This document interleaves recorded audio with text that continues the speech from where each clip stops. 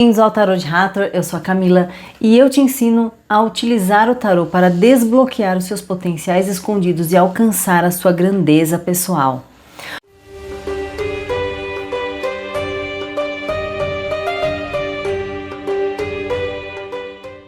Os arcanos maiores, de uma forma geral, eles contam uma história de desenvolvimento para nós, né? Então, os 22 arcanos maiores, eles estão contando para a gente etapas de desenvolvimento da nossa vida, né?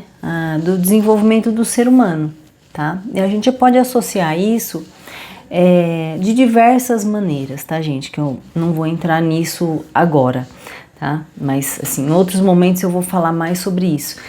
Mas o que eu quero trazer para vocês é que existem alguns arcanos que eles têm um significado um pouco parecido um com o outro, só que o desfecho deles é diferente, né? Ou seja, como essas mudanças acontecem de acordo com cada um desses 4 arcanos são diferentes. Por quê? Porque elas estão localizadas em um momento diferente da jornada, tá? Então, dependendo da etapa ali de desenvolvimento, de evolução, uma forma diferente de mudança que acontece, tá? Então, eu vim trazer justamente para vocês perceberem um pouco as nuances dessas diferenças, né? É muito interessante quando a gente começa a entender os arcanos maiores como uma história contínua, né? Eles têm números, né? Eles têm números não é à toa, né? Eles têm números justamente porque eles têm uma sequência. O que acontece na hora que a gente vai fazer a leitura do tarô pra gente, né? Pra nossa vida, para o nosso consulente, é que na nossa vida acontecem vários eventos, né? Relacionados a várias áreas também da nossa vida no mesmo momento, né? Então, aquela evolução que os arcanos maiores eles estão mostrando pra gente, né? Aquela história que eles estão contando para nós, na nossa vida, acontece assim, separadamente. Não acontece naquela sequência certinha, né? Isso vai depender também de que área da nossa vida a gente está perguntando, né?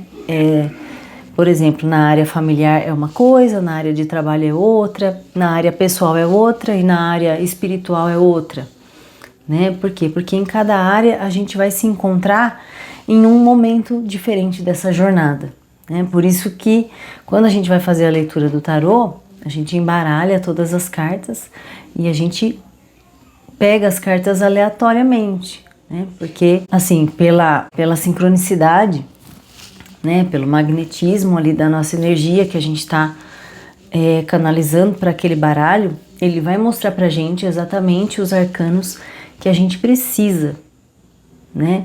Não necessariamente o que a gente quer, é o que a gente precisa naquele momento para poder fazer uma reflexão e a partir dali, aí sim, né, tomar uma decisão, enfim, ter um esclarecimento, entender alguma coisa que às vezes estava um pouco confuso para você, né? Mas a nossa vida ela não é certinha assim, né? A nossa vida acontece várias coisas ao mesmo tempo. Então, esse momento, né, do arcano, ele vai variar, né? De situação para situação na nossa vida. Outra coisa interessante também de observar aqui, gente, da gente fazer essa observação é o quê? É que, assim, os arcanos, né, tanto os arcanos maiores quanto os arcanos menores do tarô, várias cartas vai ter semelhança uma com a outra, várias, né? Só que elas vão ter, assim, aspectos semelhantes, porém outros aspectos que as diferenciam, né? Então, por exemplo, eu peguei 4 cartas que falam de mudança pra gente hoje, né? Especificamente. Então, assim, só nos arcanos maiores, que são 22 cartas, nós temos 4 que falam de mudança. Só que cada uma vai falar da mudança de um jeito diferente, né? A partir de um aspecto, com uma consequência, com uma causa, ou, né? Aí eu vou detalhar cada uma para vocês, tá? Mas é interessante que nos arcanos menores, essas similaridades, elas também acontecem. Quando a gente começa a perceber isso, né?